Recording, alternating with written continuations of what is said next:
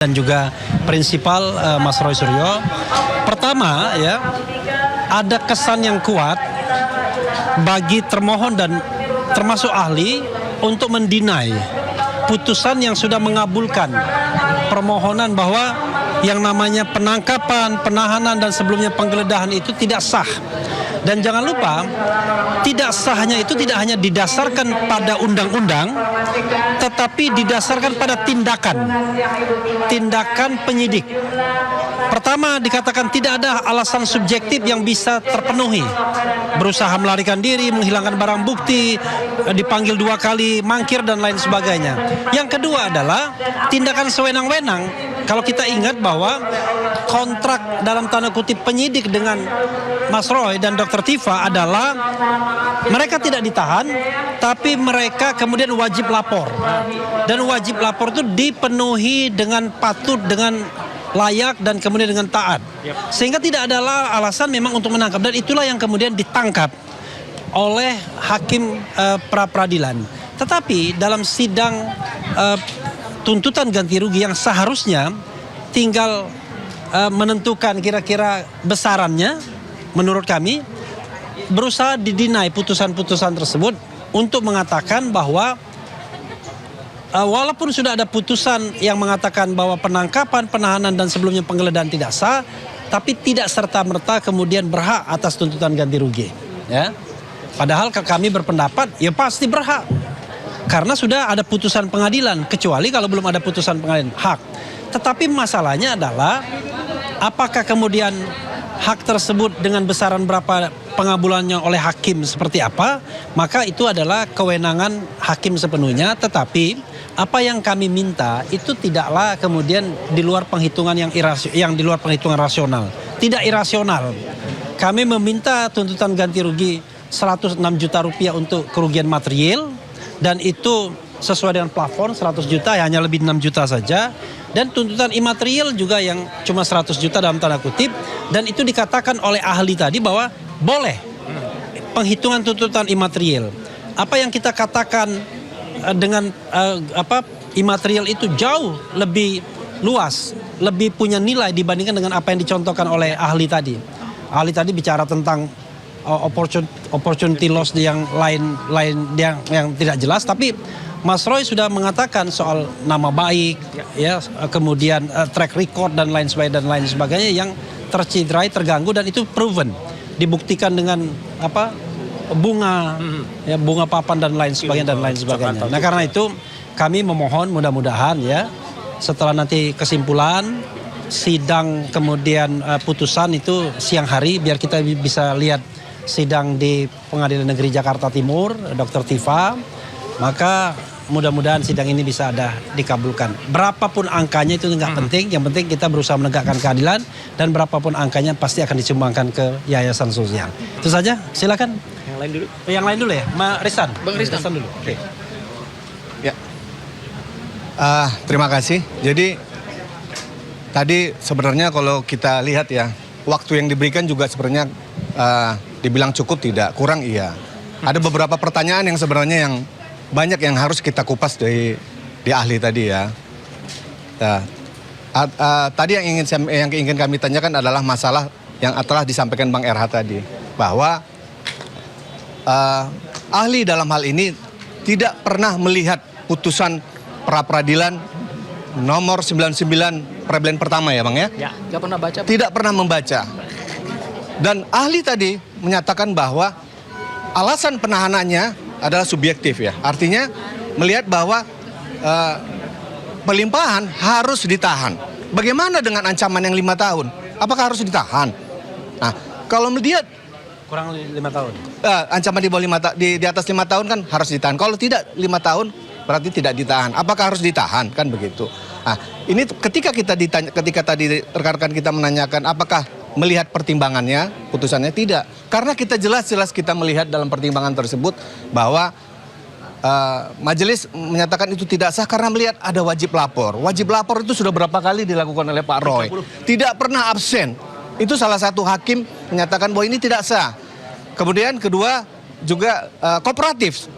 untuk pemeriksaan semua segalanya ya Pak ya, kita sudah kooperatif. Artinya tidak ada alasan sebenarnya untuk menahan dalam rangka pelimpahan tahap 2 ini. Nah, inilah pertimbangan-pertimbangan ini yang tidak didengar apa tidak dilihat ya, tidak dibaca oleh ahli. Nah, itu mungkin yang salah satu dari kami. Itu Bang. Oke. Ya, silakan. Jadi sebelum Mas Roy ya, Mas Roy, jadi gini, ahli itu yang dimintakan adalah pendapatnya. Dan ahli itu mendasarkan pendapatnya tentu pertama adalah berdasarkan undang-undang dan juga berdasarkan putusan.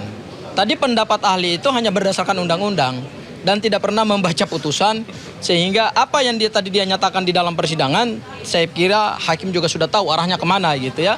Karena pada akhirnya kita harus memberikan apresiasi juga kepada ahli, karena ahli tadi kan dihadirkan oleh pihak termohon yaitu Polda Metro Jaya, yang tentu keterangannya harus lebih menguntungkan Polda Metro Jaya dong, karena kan kita nggak tahu apakah seperti apa kontrak mereka gitu ya.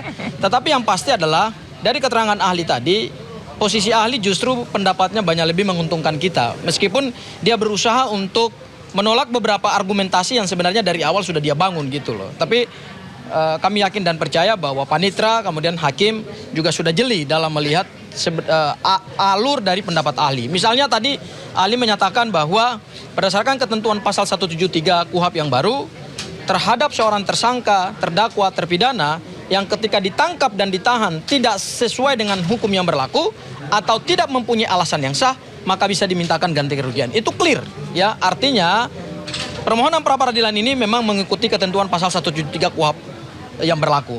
Kemudian yang kedua, ahli juga tadi menyatakan bahwa perhitungan nilai ganti kerugian itu didasarkan pada PP 92 tahun 2015, yaitu plafonnya adalah minimal 500.000 dan maksimal adalah 100 juta.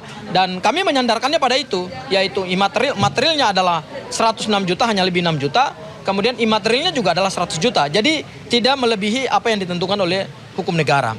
Kemudian juga yang ketiga, ahli juga tadi mengatakan bahwa selain material, pemohon juga bisa mengajukan yang imaterial. Jadi sebenarnya pendapat ahli tadi justru menggugurkan beberapa pertahanan daripada Polda Metro Jaya. Dalam hal ini adalah argumentasi hukum yang dibangun pada saat mereka menyampaikan jawaban, kemudian pada saat mereka menyampaikan duplik. Jadi kami melihat bahwa arah mata angin dari pembuktian hari ini sudah lebih menguntungkan ke kami. Tinggal kemudian bagaimana hakim secara hati nurani, kemudian dengan independensinya, prinsip imparsialitasnya, kemudian merangkai semua dalil-dalil yang kami bangun pada saat surat permohonan pra peradilan, kemudian replik kami, termasuk juga jawaban dan duplik dari termohon, termasuk juga ahli yang kami hadirkan dan ahli yang dihadirkan oleh pihak termohon. Mudah-mudahan hakim menemukan titik terang di situ bahwa pemohon memang wajib untuk diberikan nilai ganti rugi, berapapun nilai ganti rugi yang akan diberikan oleh hakim pra peradilan, jangankan 100, jangankan sampai 206 juta yang kami mohonkan, 1 rupiah pun kalau memang itu didasarkan pada penalaran hukum yang bisa dipertanggungjawabkan dan berdasarkan fakta-fakta persidangan, tentu kami akan terima. Ya, jadi kami di sini tidak mengejar nilai berapapun yang mau dikabulkan, yang penting dikabulkan demi keadilan dan demi penegakan hukum. Terima kasih Mas Roy. Selanjutnya Mas Roy. Baik. Assalamualaikum warahmatullahi wabarakatuh.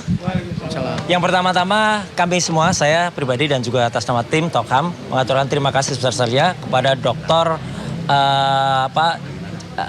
Hendri Jayadi Pandiangan, sarjana hukum, magister hukum, yang saat ini menjabat sebagai Dekan Fakultas Hukum Universitas Kristen Indonesia atau UKI. Ya gitu, beliau tadi menyampaikan itu. Karena apa? Karena sebenarnya benar tadi kata Pak Refli, kata juga Pak Ristan dan juga Pak Gafur.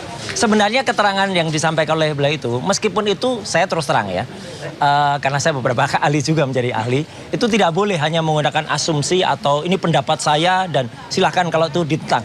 Sebaiknya dia benar-benar netral gitu. Tapi kalau kita benar-benar menggunakan pendapat dia, sebenarnya kita sangat diuntungkan. Karena pertama, ya, dia mengatakan salah dia sebenarnya. Tadi teman-teman mungkin nggak sampai karena saya ngikuti betul ya.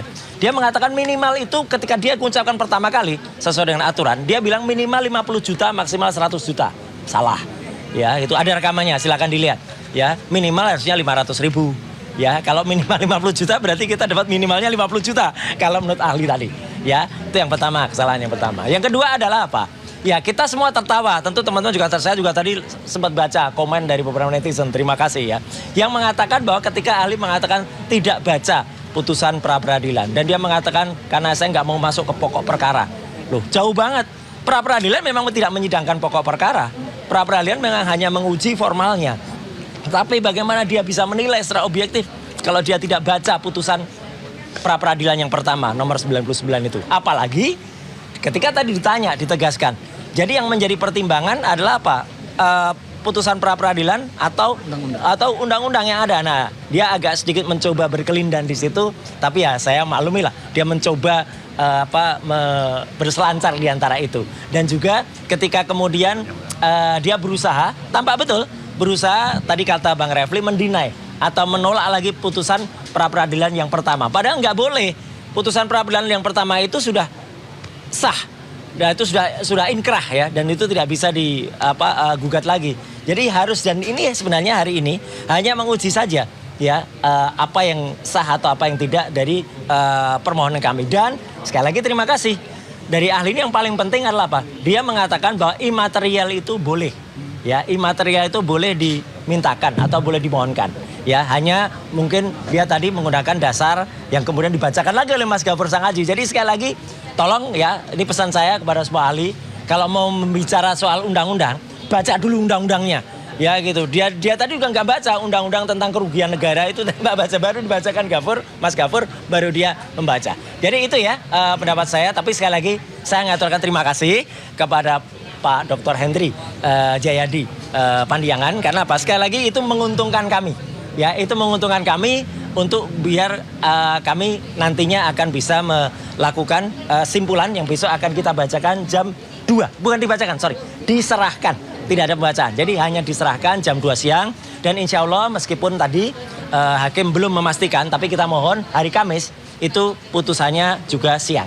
Supaya kita bisa dan yang penting lagi bukan hanya hari Kamis, apa? Hari Jumat lusanya. Silakan datang lagi untuk pra peradilan yang keempat. Ya, kita sudah mendaftarkan pra peradilan yang keempat dan jadwalnya adalah besok hari Jumat. Ya, kita tunggu jam 9 ya, jam 9 pagi. Jadi itulah pra peradilan keempat. Tentang apa? Tentang pencekalan. Ya, gitu. Ya, pencekalan dan ada beberapa ya gitu, tapi yang penting tentang pencekalan.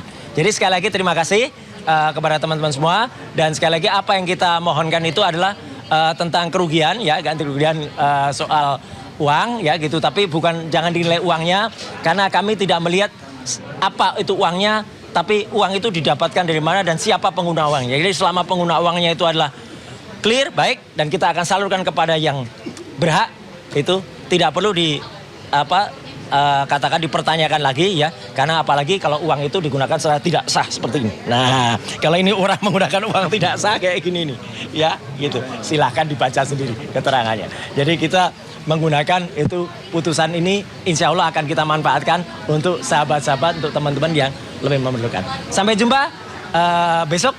Besok mungkin singkat banget ya gitu, tapi silahkan jumpa lagi. Yang ramai adalah hari Kamis dan juga hari Jumat di tempat ini. Sekian, terima kasih. Wassalamualaikum warahmatullahi wabarakatuh. Waalaikumsalam warahmatullahi wabarakatuh. Cukup ya? Cukup ya. Okay. Uang tidak jahat. Nah, uangnya nggak jahat. Tapi yang jahat adalah menggunakan uang itu, riwayat. Nah, itu yang jahat. Yang jahat itu mendapatkan uang dengan cara tidak halal. Nah, itu makanya kita halal. Ya. Oke, terima kasih ya. Terima kasih.